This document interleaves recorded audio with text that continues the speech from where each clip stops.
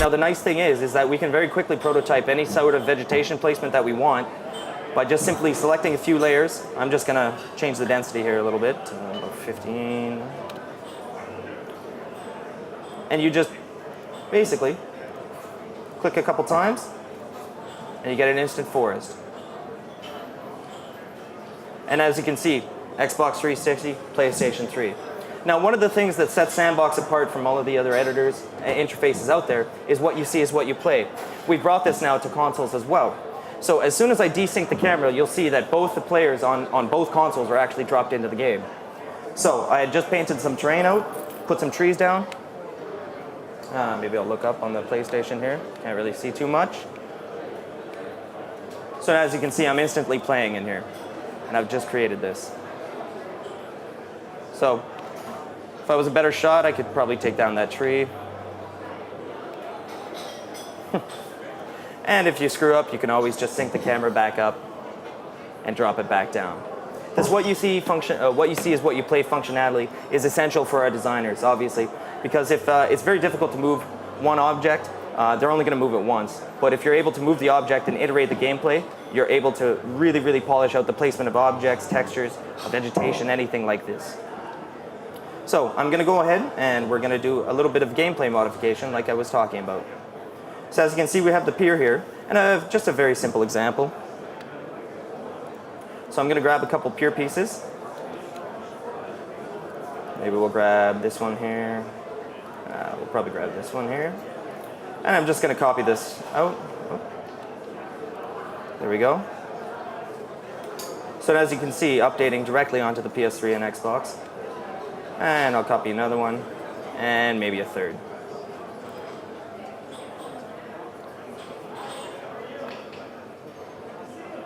So again, what you see is what you play functionality. I'm just going to jump in, and I'm going to test this little platformer that mini platformer that I've created here. So first jump, probably not so good. Maybe I'll go back, try this again. Oh. So there we go. First jump's no problem. Second jump, I'm not very good at. Go ahead and move this a little bit more. And again, this is all iterating gameplay. This is the stuff that designers have to do day in and day out. And having the speed to do this, it's godsend.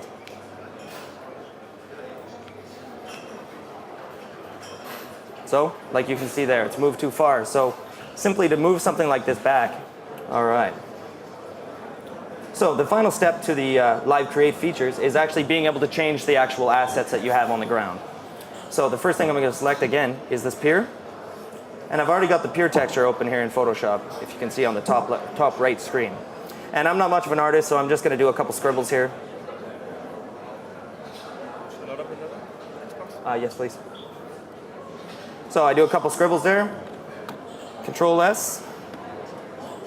Oh, somebody open. There we go. And as you can see, that updates directly onto the PC. Takes a second, and then PlayStation 3 instantly. So having this level of interaction with your objects is essential.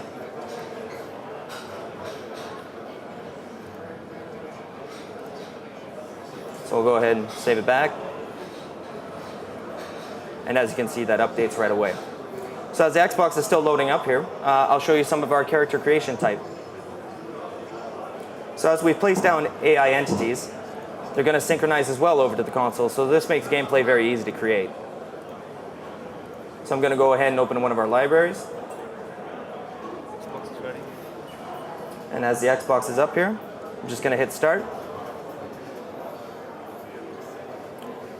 And now I'm just going to enable the Xbox 360 in our console options that I showed earlier. Click OK. And it's just a matter of resyncing that camera back.